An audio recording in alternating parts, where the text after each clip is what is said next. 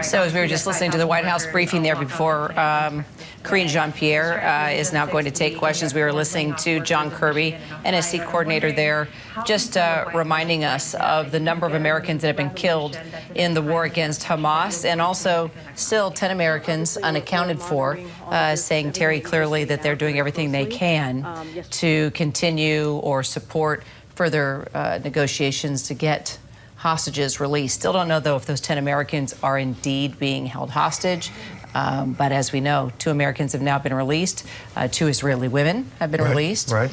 Still just under 200 folks remaining in Hamas custody. And Kirby also saying the United States is working to get more humanitarian aid into Gaza, especially fuel. There's a little bit of daylight, it seems, between the United States and Israel. Kirby said that the United States understands that Israel is concerned that Hamas will steal the fuel. There's a track record of that, but he believes that there is a way to get it to the people, especially those hospitals that need it.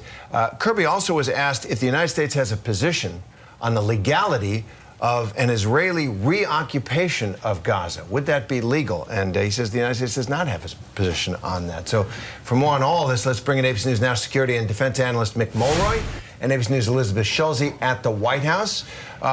Elizabeth, let's begin with you. One of the other big topics, the story that the United States is preparing for mass evacuations of Americans from that entire region should the war widen. How did Kirby answer that concern and report? Right, Terry, and this gets at the question of if this conflict does escalate, what steps is the U.S. taking to try to make sure that it has plans in place to get Americans out if needed? And he basically said that the U.S. is taking prudent action for contingency plans like mass evacuations in countries in the Middle East, but they're not in a stage where that is actively being planned at this point. So you know, essentially the Washington Post had said that these mass evacuation plans are in place. John Kirby said that's what you should do in a time like this. And of course, what this reflects is concern from the administration about some of these recent flare-ups that we've seen from Iran-backed proxy groups. That John Kirby explicitly said that we are deeply concerned about attacks on U.S. troops, that nobody is turning a blind eye to Iran's complicity in what is in Hamas and what's happening, what we saw overall in the conflict. And so John Kirby setting the stage that they are very aware that this conflict could escalate, that across the administration steps are being taken in case this war widens to protect U.S. troops and American citizens too, guys.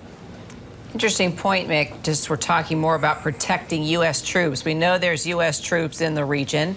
In particular, we've talked about other countries like Iraq and Syria. There are Navy ships, of course, out in the various waterways.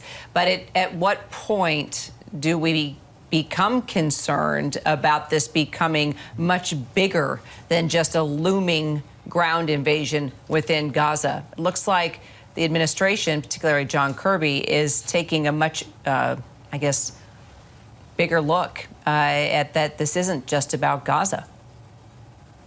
So absolutely, Kara. I think one of the reasons why this ground invasion might have been delayed is for the United States to get in the adequate troop presence that we think we need to be able to both help the IDF if they need it and to protect ourselves, especially if this expands into a regional conflict.